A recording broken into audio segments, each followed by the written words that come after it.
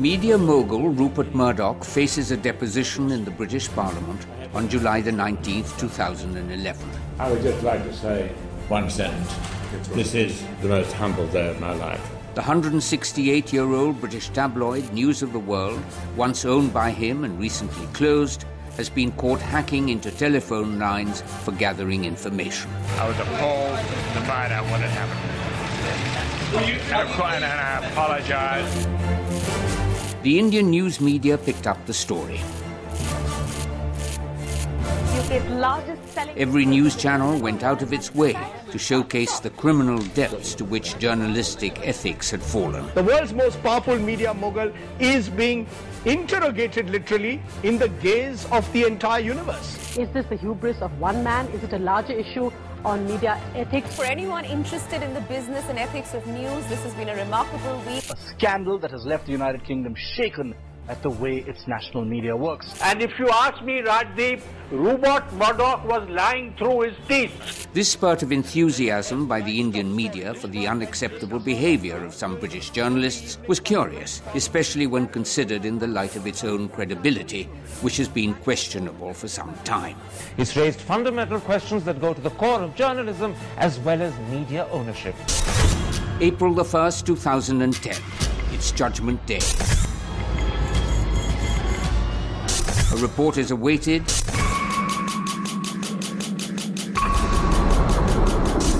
and the stakes are high. On one side is the Indian press, targeted for corruption. Editors in respectable houses have now become fixers. It is alleged that both the print and electronic media are neck deep into the business of paid news. Temptations are greater, money is greater. Seductions are greater. Paid advertisements are published and broadcast in the guise of news. Every single aspect of news we think is up for sale. On the other side is a two-member committee set up by the Press Council of India. The committee has investigated all the allegations and is ready with its report. The fourth pillar of Indian democracy is on tenterhooks.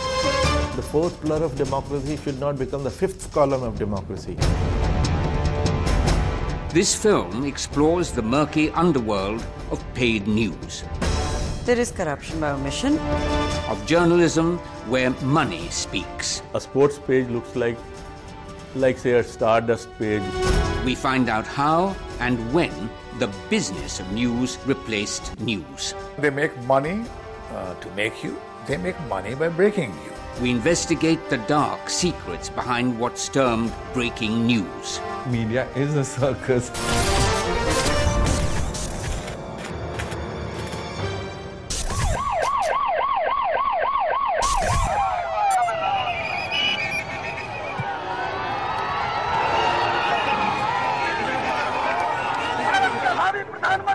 In April 2011, 4 states and 1 union territory elected their governments. A vast polling exercise involving over 150 million voters. The Election Commission of India had to issue more than 200 notices to politicians and their parties for planting campaigns in the garb of news.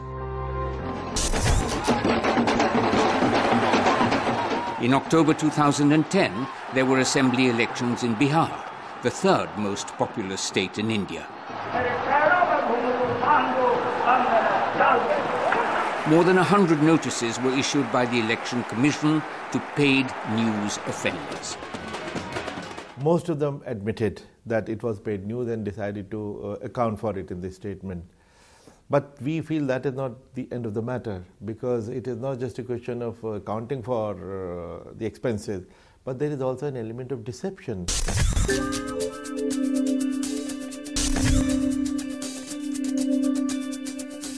In October 2009, Maharashtra went to the polls.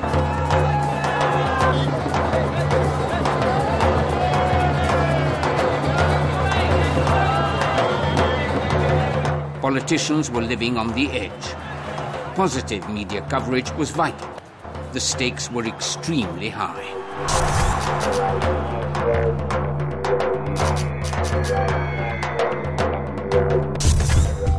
A media house had a business proposal. Up for sale was news space.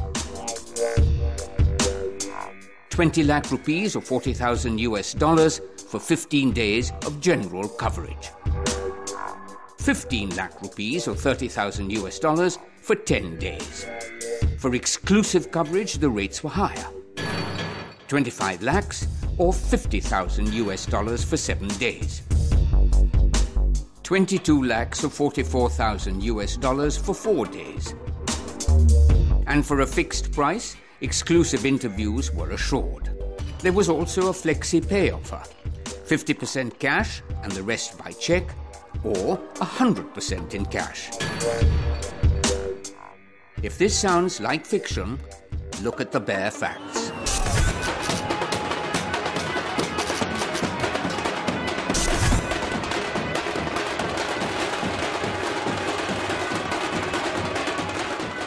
Ashok Chavan wants to be re-elected and wants to continue as Chief Minister. 72 hours before polling began, 2 news articles appeared in 2 rival dailies of Maharashtra, Lokmat and Maharashtra Times.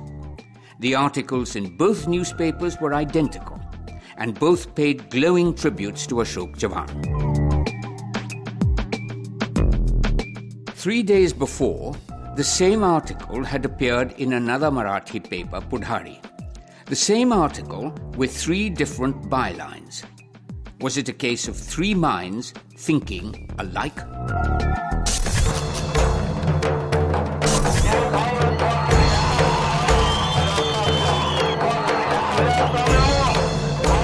When, in April 2009, the Assembly and Lok Sabha elections were held simultaneously, P.K. Ramarao, a candidate from the Lok Satta party, was promised positive media coverage in lieu of payment. I gave the money to the sales, to the advertising agent of Enadu on 9th April. About 50,000 rupees I gave in cash. He did not give any acknowledgement or any receipt. He wanted the money to be paid in cash only. P.K. Ramarao took care to include the sum he paid as part of his election expenses, in a declaration now mandatory according to Election Commission rules. After the money was paid and then after the management was satisfied, after I struck a deal with the newspaper, then my coverage got improved. Almost I got a half-page coverage, and then I was interviewed. See, all this is self-evident. It is self-explanatory. The case was taken to the Andhra High Court, where it is still pending. As a newspaper or a channel, especially in the interior areas, mufassal areas, are identified with a particular party or a particular candidate. Now that paper or that channel will then start airing all kinds of accusations against their rivals. And then the paper or the channel goes to the rivals and says, look, this is what this guy is saying about you. He's saying you're this, you're that. Now what do you do? So they say, well, if you want space on our channel, this is how much it will cost you. Congress is ready to create history in Bihar, screamed a banner headline in the Patna edition of Hindustan in April 2009, when the first phase of polling began in Bihar. There was no news item related to the headline, far less an explanation of how Congress intended to create history in Bihar. Whistle was blown when some papers made more money and some made less. So those who made less money then started whispering among themselves about how some others were making a lot of money. And then, of course, the English media picked on it and made it an exclusively vernacular issue, which is also not correct. Vernaculars have the largest reach and therefore they were very visible. But major English language dailies have been smoking a peace pipe with corporates and also with major political parties for a long time.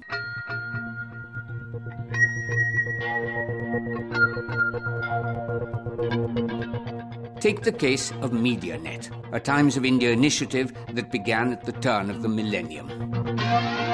First, you want to cover celebrities, then celebrities want to be covered and like being covered. Then they're told, okay, you like being covered, now pay to be covered.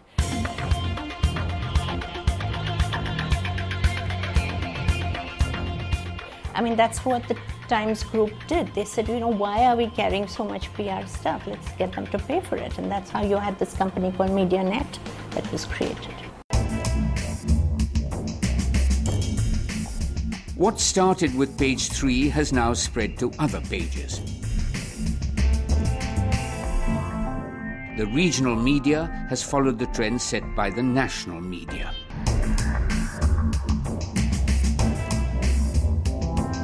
Forward-looking politicians are taking it to the next level. They are no longer interested in buying media, they much prefer ownership. Down south, everyone worth their political salt owns a TV channel. Karunanidhi's nephew, Kalanidhi Maran, owns Sun TV. Karunanidhi's family also owns Kalanyar TV.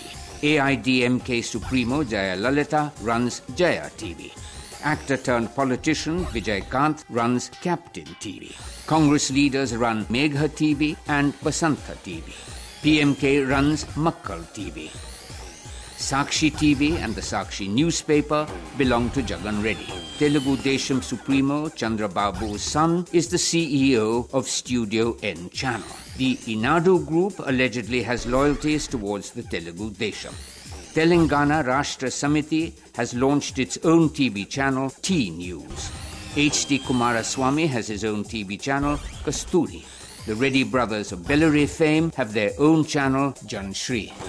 CPIM-backed Malayalam Communications runs 3 TV channels. Congress has Jai Hind Television. M.K. Munir of the Muslim League runs India Vision TV. If you go to Nagaland, the Chief Minister is associated with a newspaper. If you go to the Northeast, there's a channel called NewsLive, which is owned by a political family in Assam. So there are more and more examples. In Orissa, a lot of newspapers have political affiliations. 1999, Manu Sharma, son of a billionaire politician, shot Jessica Lal because she refused him a drink.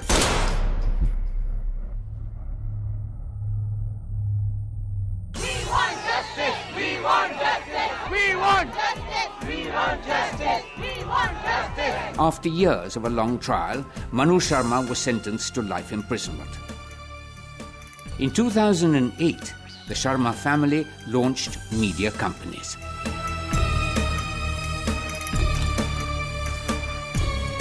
There are other reasons for getting into the media without wanting to be in the media, and those reasons, which are that people want political power, they think that if you have media you can persuade politicians, you can blackmail people, etc., etc., all the wrong reasons. India News was a weekly launched by the Sharmas. Sudhir Saxena edited India News. In less than 3 years, the publication became popular in Jharkhand, Bihar, and eastern UP. But the weekly's popularity wasn't enough. प्रबंधन की ओर से लगातार ये दबाव बनाया गया कि मैं पत्रिका को ब्रेक इवन में लाने के लिए विज्ञापनों के रूप में मैनेजमेंट को सहयोग दूं, और बाद में तो बहुत स्पष्ट रूप से कहा गया कि आप प्रति माह लगभग 5 लाख रुपए के विज्ञापन लाके मुझे दें ताकि पत्रिका ब्रेक इवन में आए, अन्यथा पत्रिका को बंद किया जा सकता है. Sudhir Saxena was not prepared to play ball. एक संपादक का विज्ञापन प्रभारी या विज्ञापन के प्रतिनिधि के तौर पर अवमूल्यन मुझे कतई स्वीकार्य नहीं था. इसीलिए अंततः मैंने बाध्य होकर 30 मार्च सन 2010 को वहां से इस्तीफा दिया.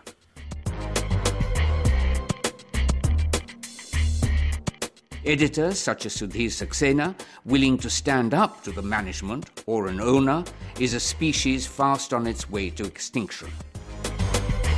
you control the editor and you virtually control the paper. And so I keep hearing from younger people how editors in respectable houses have now become fixers, in that they actually travel location to location, meet up with the local government officials and solicit Department of Audiovisual Publicity, DAVP advertising, and make sure that it is in substantial amounts, and 3/4 of their work, when they are not working as editors, goes in chasing these. And in this, the stringers are great help to them. Then the MLA's champu comes in handy. फिर वो MLA साहब से कहेगा कि sir जी ये अपने संपादक जी आपसे मिलना चाहते हैं, 2 मिनट के लिए इनको चाय पिला दीजिएगा. इनबॉक्स संपादक जी, MLA विल से कि ये लड़का कह रहा था कि आपके यहाँ सब एडिटर की जगह खाली हो रही हैं, क्या इसका कुछ हो सकता? हाँ जी ज़रूर देख लेंगे. वो ज़रा सा DAVP ऐड की बात थी. हाँ सर जी हम देख लेंगे. Kurukshetra, a town in North India, is where the epic battle of the Mahabharata was fought. Here we met Rakesh Sharma, who has taken up arms against all the powerful news media. हम पैसा लेकर खबर छापते ही नहीं, हम पैसा लेकर खबर रोकते भी हैं. From 2002 to 2010, Rakesh was a correspondent with India's leading vernacular daily Dainik Jagran. During his stint with this paper, Rakesh covered 2 parliamentary and 2 assembly elections. Like most journalists today, especially those in the more remote parts of India, Rakesh's job was not restricted to merely being a reporter. कायदा हमें ये target दिया गया था कि आपको इतने पैसे का चुनावी समाचार लेके आना है, चाहे वो आप विज्ञापन के समझ में उसमें लेके आएं या चाहे आप उसका समाचार छापिए, कि आपको इतने पैसे का अरेंज करना है. मेन वाइली ये कि जो हमें सैलरी दी जा रही है उसका 10 गुना तो हमें वापस संस्थान को करना ही करना है, तब भी तो हम नौकरी कर पाएंगे. अदरवाइज बहुत मुश्किल है, सर्वाइव करना बहुत लंबी लाइन है.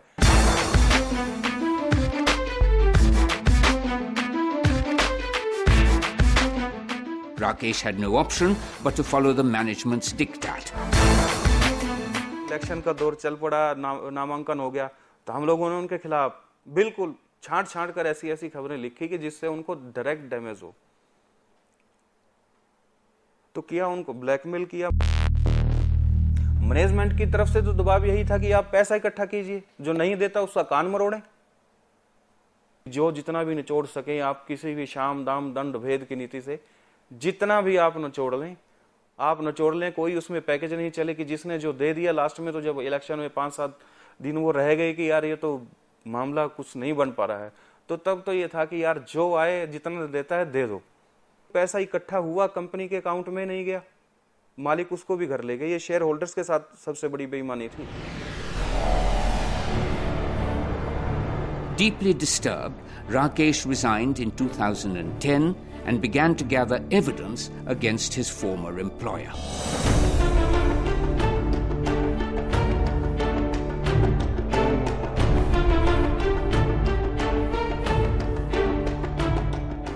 दो लोगों के विज्ञापन गए 8x8 के इनसाइड पेज.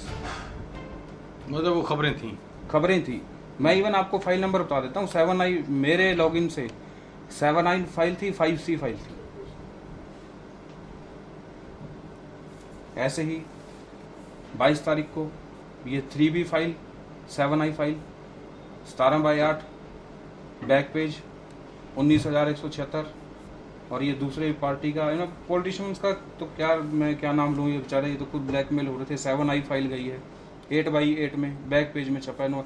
इससे ज़्यादा चुनाव आयोग को मैं कहता हूँ, मैं आपको ये डिटेल दे रहा हूँ, चुनाव आयोग को ये डिटेल दे रहा हूँ, प्रेस काउंसिल ऑफ इंडिया को ये डिटेल दे रहा हूँ. मैं अपनी तरफ से पेपर प्रोड्यूस नहीं करता, मेरे पास हैं, मैं वो पेपर निकलवा दूंगा. आप अखबार के मालिकों से मांगिए ना कि आप इस तारीख के पेपर ला के दिए, आप उनसे पता करें कि इन पार्टियों का विज्ञापन छपा है, ये पेड न्यूज छपी है या नहीं छपी. This is the story of one edition. Dainik Jagran has 37 editions spread across 11 states in India. कहना नहीं चाहूंगा, ऐसे लोग देखे हैं कि मालिक को देख के जब वो पैसे की और इसकी बात होती थी, उन लोगों का इतना कहते हुए भी मुझे अच्छा नहीं लगता कि क्या कहूँ उन लोगों का, क्या हालात होती थी उनकी, कि उनसे अच्छा तो कि साला एक गली में बैठे हुए आप अपने घर के सामने बैठे हुए कुत्ते को लात मारोगे, वो कूं करके आपको भौंकेगा। तो उनको तो जितनी मर्जी लाते मार लो, भौंकने वाले क्या बोलने वाले भी नहीं है ये लोग, सिर्फ तगमा लगा रखा है, बने हम एडिटर हैं, हम ये हैं। Rakesh has written to the President of India, the Election Commission, the Press Council, and to the Securities and Exchange Board of India on the practice of paid news in Dainik Jagran. In July 2010, he uploaded on the internet some of the evidence against Dainik Jagran. No response from any quarter yet, but Rakesh continues to fight his personal Mahabharat against his own kith and kin. मेरी लड़ाई सिर्फ एक दैनिक जागरण के लिए नहीं है, ये एक व्यवस्था, एक सिस्टम जो बन गया उसके खिलाफ लड़ाई है। अब दैनिक जागरण को तो आप इसलिए, मेरे नज़रिए से तो दैनिक जागरण इसलिए इसमें वो आ गया क्योंकि मेरे पास डॉक्यूमेंट ही दैनिक जागरण के। इसके अलावा दूसरे अखबार हैं, मुझे नाम लेने में कोई हिच नहीं है। भास्कर है, उसने भी ऐसे ही छापा है, पंजाब केसरी ने छापा है, हिंदुस्तान ने छापा है। If politics and media can scratch each other's backs, can corporate India be far behind? Bennett Coleman and Company, or BCCL, publishers of the Times of India and the Economic Times, has facilitated the process by setting up Times Private Treaties that has now been renamed Brand Capital. The deal is that the Times Group will give newspapers space in lieu of equity shares. Today, their portfolio includes over 300 companies.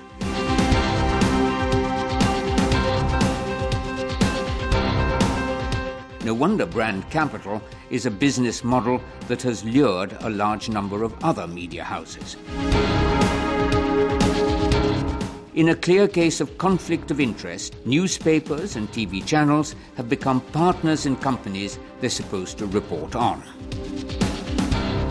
For instance, the Anil Ambani Group that promotes Reliance Capital has investments in Network 18 that operates CNN IBN, IBN 7 and CNBC TV 18. The TV Today Group, which operates Aaj Tak and Headlines Today. UTV Bloomberg, the business news channel. The Anil Ambani Group also runs a mutual fund called the Media and Entertainment Fund. Its top 10 holdings include the Sun TV Network, Jagran Prakashan, and HD Media or Hindustan Times Media. The role of corporate houses and their ability to control the media needs to be looked at very seriously.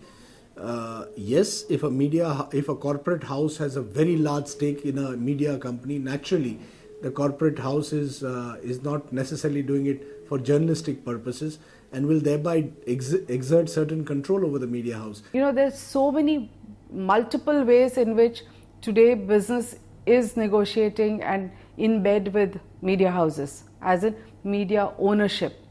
And I don't think there is any independence anymore. Every story is evaluated by whether it hurts our business interest first, or then second, whether it hurts any of our big advertisers. The stock market represents the aspirations of a growing economy. No wonder every news platform offers stock-specific programs. The bonus comes in the form of free advice to the investor. Welcome to D Street ka Dawn, dosto.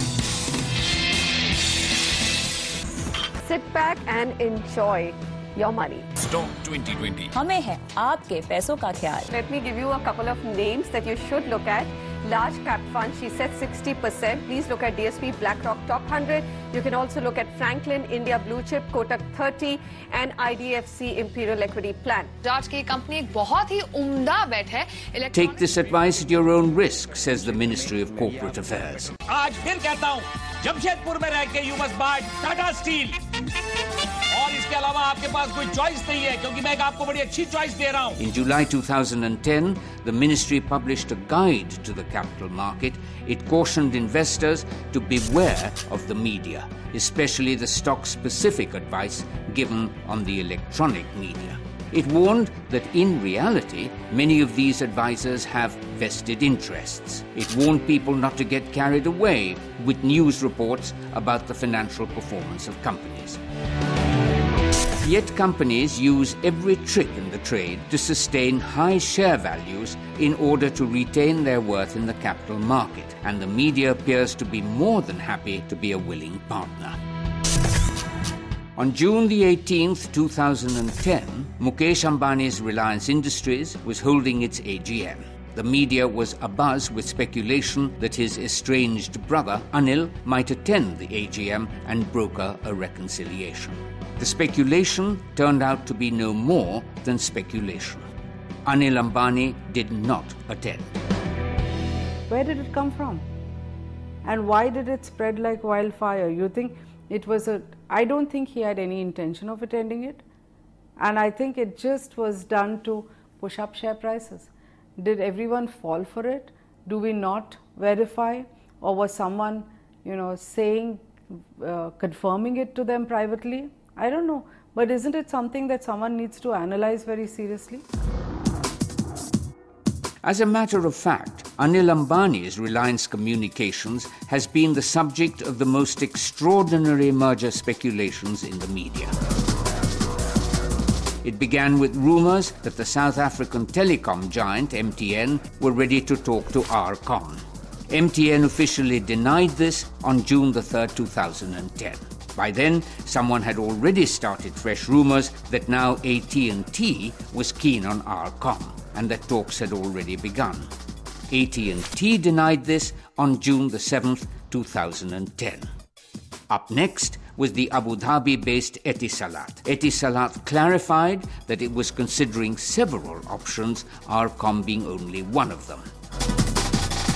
When one of the largest economic newspapers for 3 days in a row talks about one of these Ambani companies tying up with 3 global telecom majors, all of whom issue denials, I think there has to be an investigation into where did they get their stories from, and isn't there a pattern in this? Very evidently there is. Question is, okay, I write about it, but do we have a system where it is going to be investigated? No. Business journalism versus political journalism. The debate is not about which is corrupt and which is honest. Rather, the debate revolves around the subject of which is the more corrupt. There's hardly a secret to say that business journalism is perhaps the most corrupt part of Indian journalism.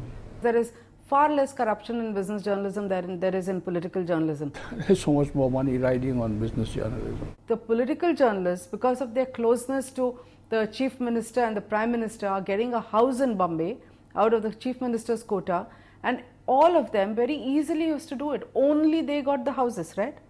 And how many of them? What is the value? Why doesn't anyone talk about it? When I was the Editors Guild president, we had formulated a code for business journalists alone, but that is flouted. But I think there is much more awareness that business journalists are much more vulnerable to these kind of bribes, etc., because the stakes are much higher. I started as a business journalist where, those days it was clocks and casseroles and, tea sets that were being given out to journalists. And there were these embarrassing things about senior people who are, your editors, tucking 3 of them under their arm and getting out of 3 press conferences, all held in the Taj. The temptations and the seductions that are offered to journalists have magnified tenfold because the stakes have become much bigger. So, the bribing of journalists, as it were, was done on a somewhat smaller scale before because the stakes were not so high. How many people have gone to the Rajya Sabha? Are they business journalists? Count them, they're not, they're political journalists. And when they become editors, their entire focus is to get, whether it is the awards or then land up in parliament. How many of them have become full-time politicians? They were all journalists, So were they ever fair? How did they build up this rapport? Unless they were so close and projecting a certain ideology or whatever, they wouldn't have been absorbed at the senior most levels in political parties. When journalists have ambitions that go beyond journalism, when they have political ambitions, when they want to become members of parliament, or when they want to be power brokers, that worries me, and that in a sense reduces the credibility of this profession even further. Big money rides on films. Big money calls for big publicity. The media is in no mood to let go of this opportunity. Today, a film can bomb, but if you have deep pockets, you can buy space in the leading newspapers, go to television networks and give a perception that it has worked. I'm not really sure anybody is that bothered with ethics anymore. Creating a noise, buying reviewers who are today, the reviewers' credibility is at an all-time low. What lofty ideals can there be about reviewing Bollywood films? Absolutely none. I don't believe in the kind of reviews they're doing. It's raining stars all over the reviews. There are evidences of reviewers selling themselves and giving you the rating that you choose to get. And those ratings are flashed on the hoardings and flashed in the newspapers as evidence of the product being first rate. The buzz begins before the film is released, as if on cue. Controversies spring out of nowhere. Karan Johar, director Renzel De Silva, actors Kareena Kapoor and Saif Ali Khan. Karan Johar की एक और film पर हंगामा शुरू हो गया है. Film stars make appearances over primetime news. Qurban, a film set against a theme that perhaps we don't talk about often enough: terrorism and the Muslim identity.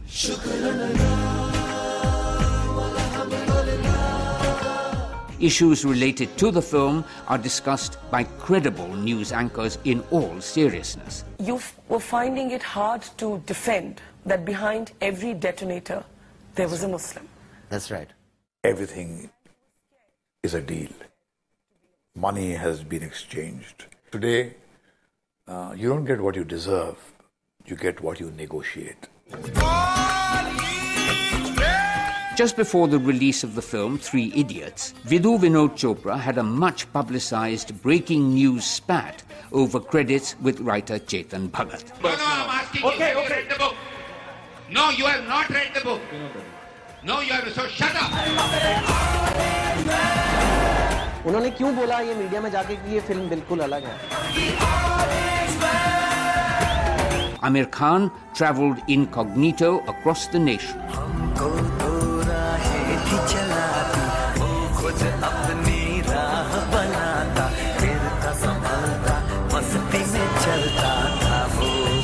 With TV cameras in tow. दोस्तों, आज मैं यहाँ आया हूँ तमिलनाडु. आमिर खान को बुखार की. Now I am on the road. आपने टीवी में देखा? सड़क पर चलते हुए ये चेहरा दिख जाए तो क्या पहली नजर में? That's film journalism for you. I don't think anybody respects it. If it was ever respected, it was always seen as a kind of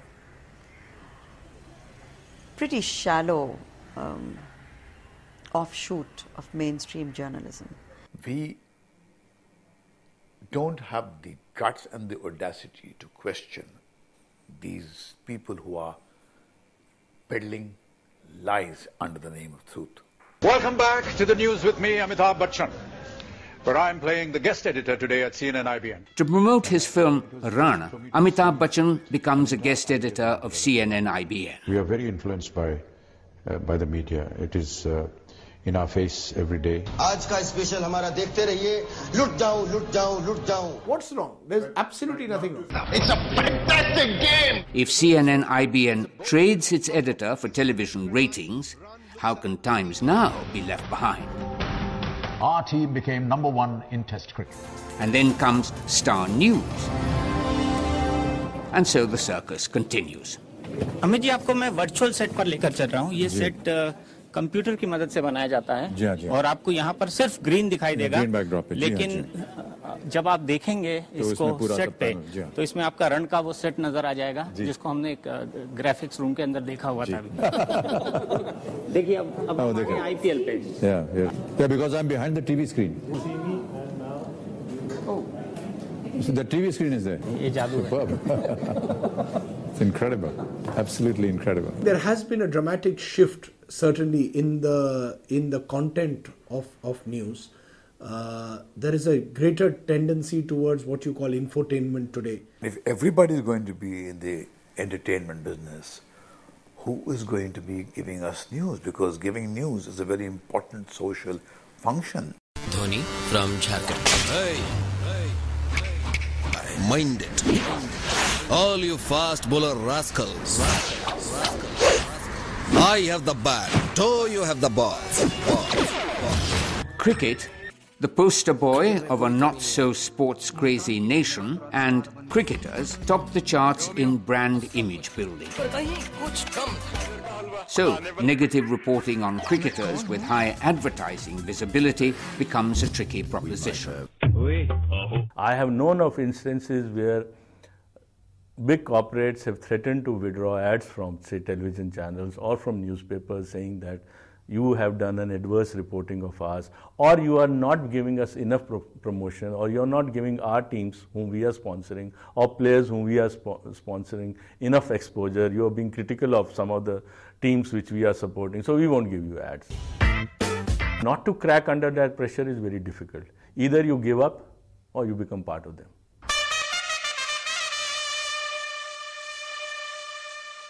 The Indian Premier League, or IPL, is a sporting extravaganza that started with a big bang.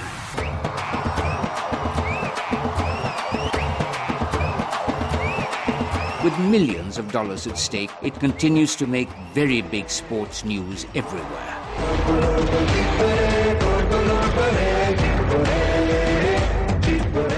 What Lalit Modi did, and he did it successfully, brilliantly.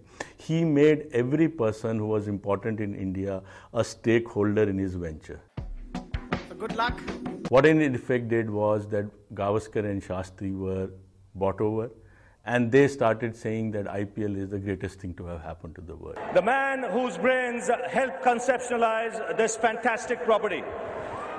He is the chairman and chief commissioner of the IPL, Mr. Lalit Modi. Similarly, there were newspapers who realized or felt that since corporate world is involved, and they would promote their teams. Here's a look at the music video shoot for the Mumbai Indians.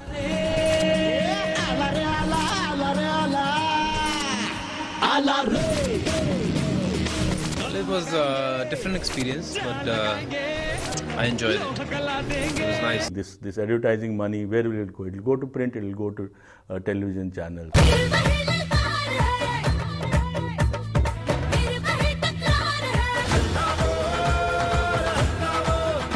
Today, the IPL is worth over $4.13 billion. IPL team owners had to recover their huge investments in order to keep their teams going.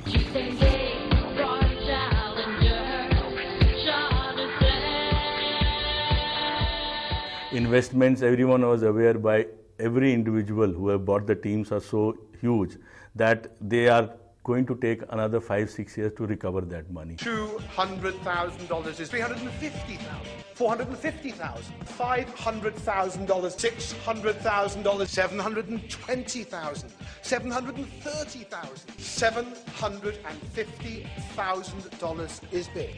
All we read in the papers, all we read saw on television channels was that how everyone is making profits, which wasn't true. Everyone wanted TRP ratings to grow. And since everyone was brought over, so we were fed on these lies. Why blame the media for everything? Why are we shooting the messenger for, let's say, the IPL, for the darker side of the IPL suddenly being revealed? The simple reason is that we weren't told because we were all part of that gravy train. Negative publicity about any aspect of the IPL was not allowed. Slaughtering a cash cow while it's still producing milk is bad business.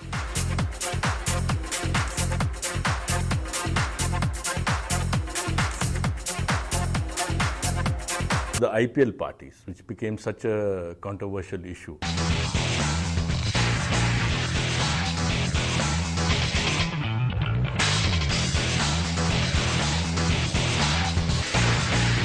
The television channel or the newspaper owners, they are aware of the fact that, look, this is putting stress on cricketers.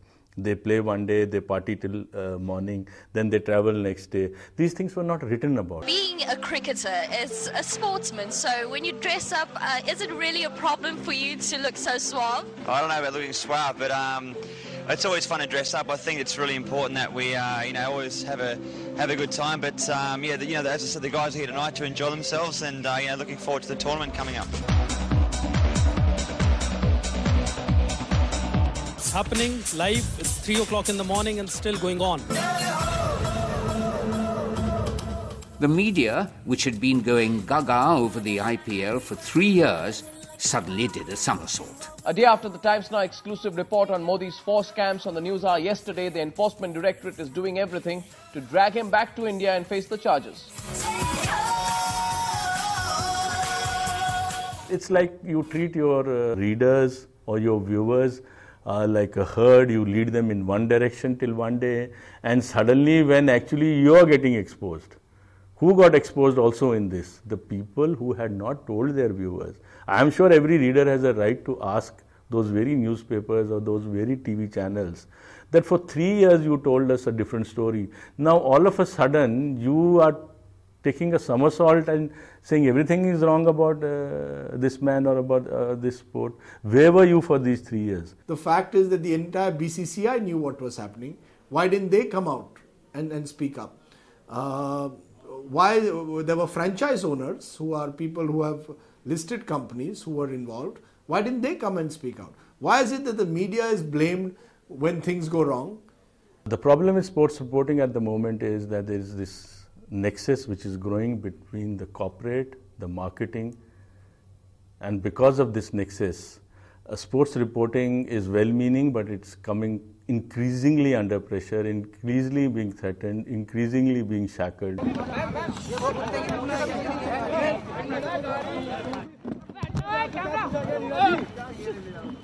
The decade that began with the rise of the questionable media net ended with the media's role in Radia Gate. It all started in 2009 when the Income Tax Department tapped a corporate lobbyist, Neera Radia's phone. The explosive content was leaked to the media. Skeletons began to fall out of many cupboards. In May 2009, election results brought the UPA back to power. The DMK was an ally. When it was time to slice the cabinet pie, Neera Radia negotiated for DMK aspirants including A. Raja and Karunanidhi's daughter, Kanimoi.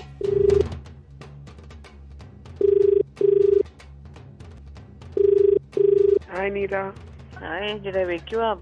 No, I've been up, most of the night. If stalemate continues, Yeah, listen, the thing is that they need to talk to him directly. That's what the problem is. Apparently now, the message from the other side is that why did Balu go public? Apparently PM's really pissed off that they went public. But that's Balu's doing, na? He was not instructed by Karunanidhi to do that, actually. He was told to come away and tell Congress that. And he went public, and this well, is the really media was standing outside. Oh God! So now what? What should I tell them? Tell me, what should I tell them? I would like to see greater evidence of the political party having been approached, having been spoken to, having been influenced. If there is evidence of that, the journalist must be held accountable for that.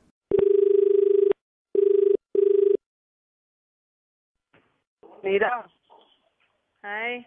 Now they're saying. We'll take whoever. Whoever, it doesn't matter Maran or whoever, Balu or Raja or anything. No? Now they're saying that. But tell me one thing. I've conveyed I've had a long chat. And they've promised me that Azad will speak to her. They will speak to her? Yeah. Who? Ghulam.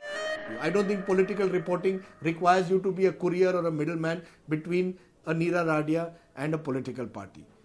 In June 2009, the Bombay High Court passed a judgment on the gas dispute between the Ambani brothers. It directed Mukesh Ambani's Reliance Industries to honour an agreement signed with Anil Ambani's Reliance Natural Resources. The matter was soon to come up in the Supreme Court. Neera Radia was busy lobbying for client Mukesh Ambani. She called up Veer Sanghvi of the Hindustan Times.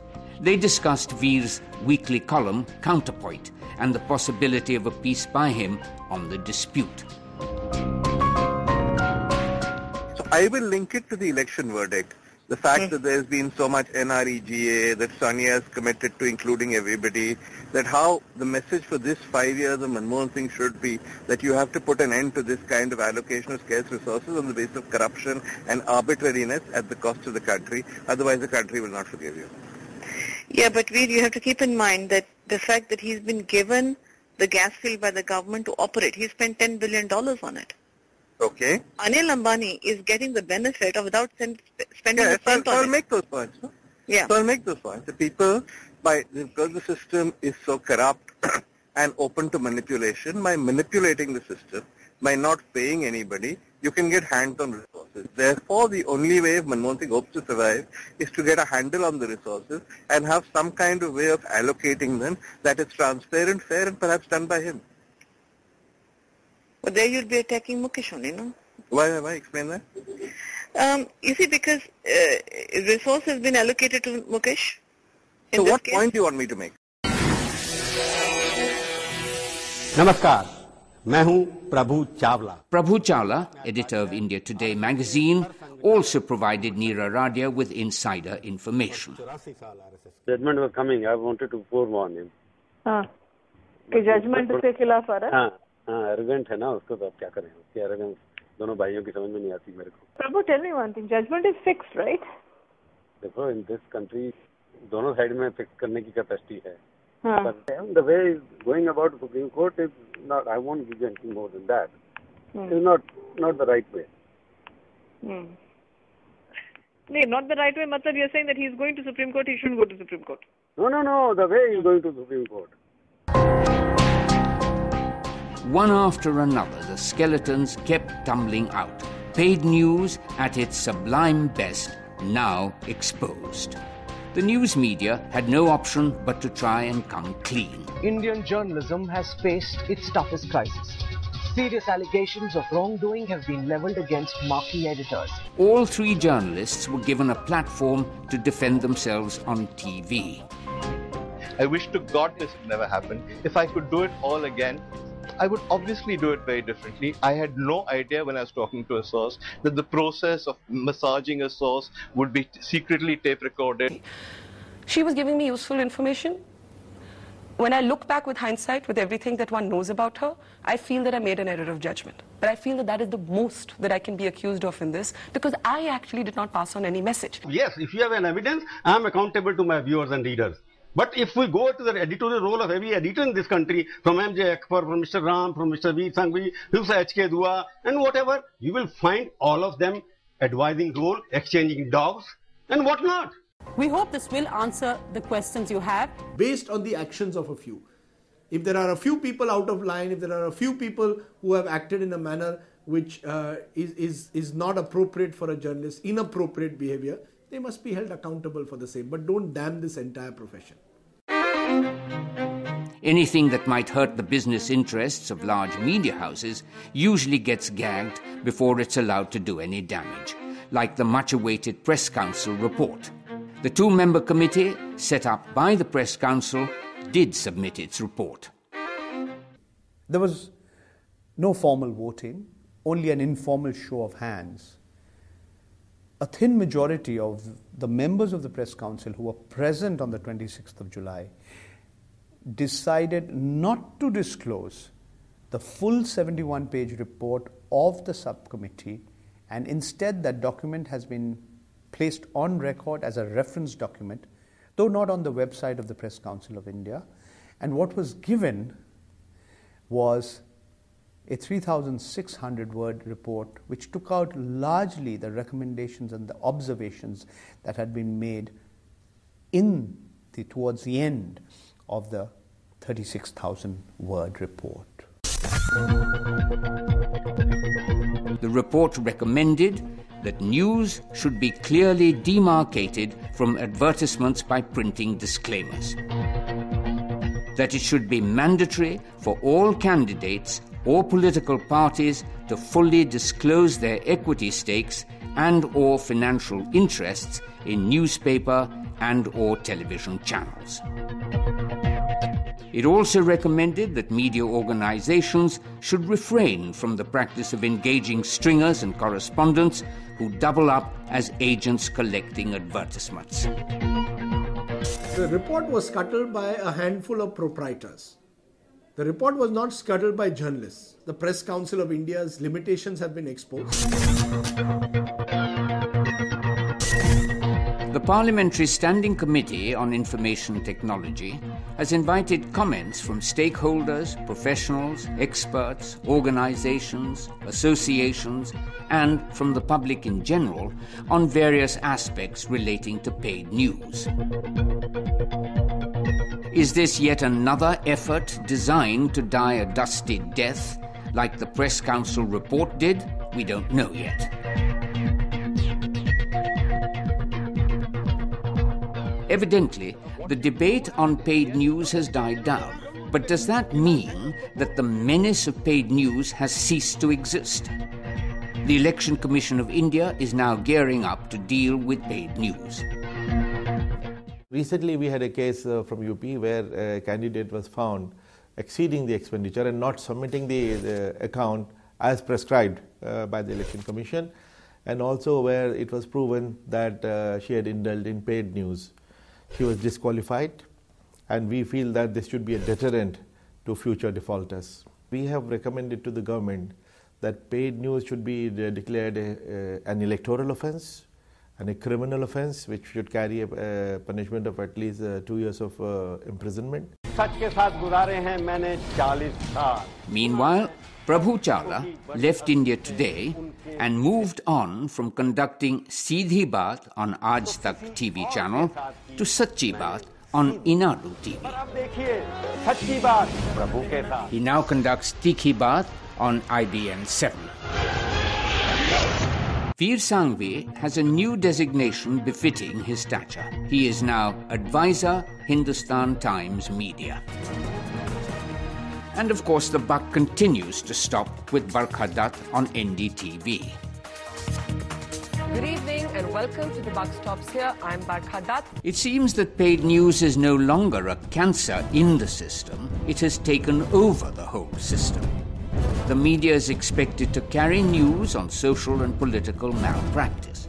In order to play this role of watchdog and carry out its duties as the fourth pillar of democracy, isn't it crucial that it first puts its own house in order? Now, that's one question that will never make it to the headlines.